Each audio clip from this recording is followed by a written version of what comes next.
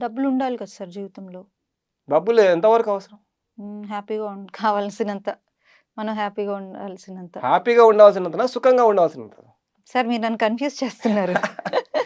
మనము సుఖం కోసం ప్రయత్నిస్తాం. హ్యాపీనెస్ కోసం ప్రయత్నించం. ఈ మళ్ళీ ఈ రెండిటికి ఈ డిఫరెన్స్ ఏంటి? రెండిటికి చాలా తేడా. సుఖం అంటే శరీరానికి ఆ! సంబంధించింది. నాకు మంచి కుర్చీ ఉంది. హ్మ్.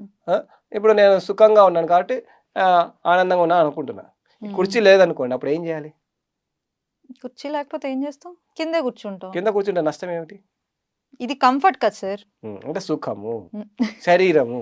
అంటే శరీర తత్వంలో జీవిస్తాం. జంతువు. సార్ ఏంటి సార్ జంతుత్వం. కంఫర్ట్ కోరుకుంటే జంతువు అంటున్నారు మీరు. అంతే. అన్యాయం సార్ ఇది. అంటే ఇది తప్పనిసరియా? బావుంటది కదా సార్. హ్యాపీగా కూర్చోవచ్చు. అవును. దీనికోసం మీరు ఇంకొకరి దగ్గర వెళ్లి బానిసగా బతికేస్తారా? అది బాగుంటుందా? బాగోదులేండి సార్. That's all. ఒక కుర్చీ కోసం మీ జీవితాన్ని అంకితం చేస్తారు.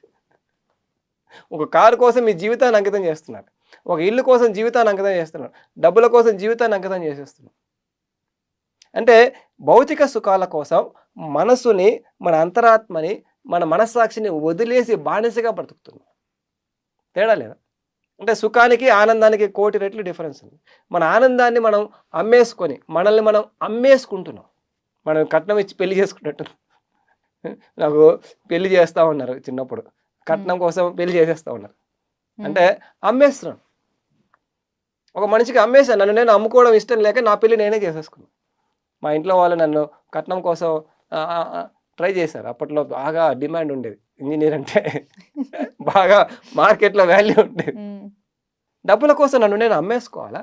ఒక అమ్మాయికి డబ్బులు ఇస్తారు బాగా. ఆ తర్వాత నేను ఎంత మన షాప్కి వెళ్ళి కుక్కను కొనుక్కోవడానికి, ఒక మనిషిని కొనుక్కోవడానికి తేడా ఏముంది? ఒక షాప్కి వెళ్ళి ఒక వస్తువుని కొనుక్కున్నా, మనిషిని కొనుక్కున్నా. ఒక షాప్కి వెళ్ళి వస్తువుని కొనుక్కున్నా, ఆ వస్తువు కోసం జీవితంలో ఇంకొకరి అంకితం అయిపోయాను.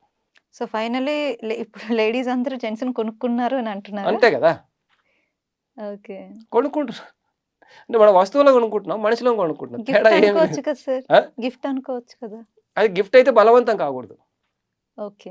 గిఫ్ట్ అంటే మీరు ఇష్టపూర్వకంగా నాకు ఇవ్వచ్చు. ఓకే. మాకు నచ్చి ఇవ్వచ్చు. మీరు అడిగి తీసుకునేది అది డిమాండ్ కాకూడదు. డిమాండ్ కాకూడదు. Gift is not a demand. పెళ్ళికి వెళ్తాం, మనం గిఫ్ట్ ఇస్తాం. డిమాండ్ అది. నో. That's all. బహుమతులు ఎన్నైనా తీసుకోవచ్చు. మీరు నాకు బహుమతి ఇవ్వచ్చు, నేను మీకు బహుమతి ఇవ్వచ్చు. కానీ మీరు నాకు డబ్బులు ఇవ్వాల్సిందే, లేకపోతే నేను పెళ్లి చేసుకోను, ఇంత ఇస్తే అంత, అంత ఇస్తే ఇంత.